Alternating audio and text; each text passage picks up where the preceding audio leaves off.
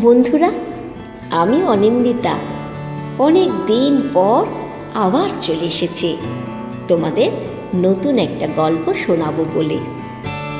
আজকের গল্প এক নেকড়ে বাঘ ও পোষা কুকুরের গল্প। একদিন একটা মোটা সোটা পোষা কুকুরের সঙ্গে জঙ্গলের এক নেকড়ে বাঘের দেখা হলে তারা নিজেদের মধ্যে নানা কথাবার্তা বলতে লাগলো। নেকড়ে বাঘটা কুকুরটাকে জিজ্ঞেস করলো, তোমার চেহারাটা দেখছি দারুণ হৃষ্টপুষ্ট, তোমার চেহারাটা এমন হলো কি করে? তখন কুকুরটা তার চেহারার প্রশংসা শুনে খুব খুশি হয়ে বলল, আমার চেহারা এমন হবে না কেন বলতে পারো? তুমি জানো মনিব আমাকে খেতে দেন, তুমি যদি চাও তোমারও এমন চেহারা হতে পারে। তুমি তার কাজকর্ম করে দাও, তাহলে তুমিও আমার মতো খাবার দাবার পাবে, আর তোমার চেহারাও আমার মতো হৃষ্টপুষ্ট হয়ে উঠবে। তাছাড়া কাজকর্মের কথা যদি বলো তাহলে বলি, রাত্রে বাড়ি পাহারা দেয়া ছাড়া আমাকে অন্য কোনো কাজই করতে হয় না।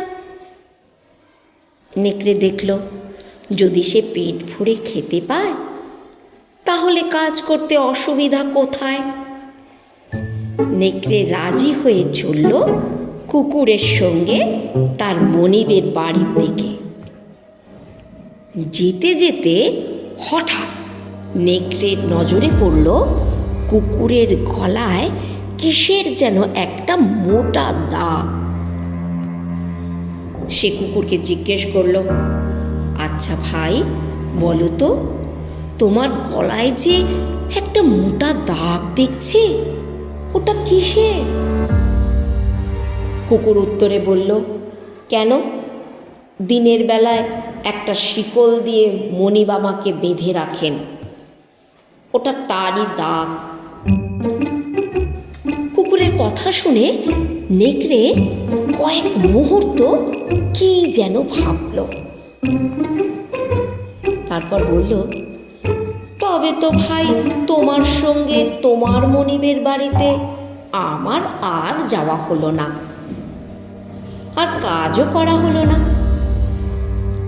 এখন বুঝতে পারছি তোমার স্বাধীনতা বলে কিছুই নেই, তুমি বেঁচে আছো পরাধীন হয়ে। আমি চাই স্বাধীন জীবন। দেখো ভাই, ভালো ভালো খাবার আর আরামের মধ্যে পরাধীন হয়ে বেঁচে থাকতে রাজি নই। উপোস করে থাকতে রাজি আছি, কিন্তু নিজের স্বাধীনতাকে জলাঞ্জলি দিতে চাই না। পরাধীন হয়ে সুখে জীবন কাটাবার থেকে স্বাধীনভাবে জীবন কাটানো আমার কাছে শত গুণ আনন্দে আর সুখে। কথাগুলো বলে নেকড়ে আবার বনেই ফিরে গেল।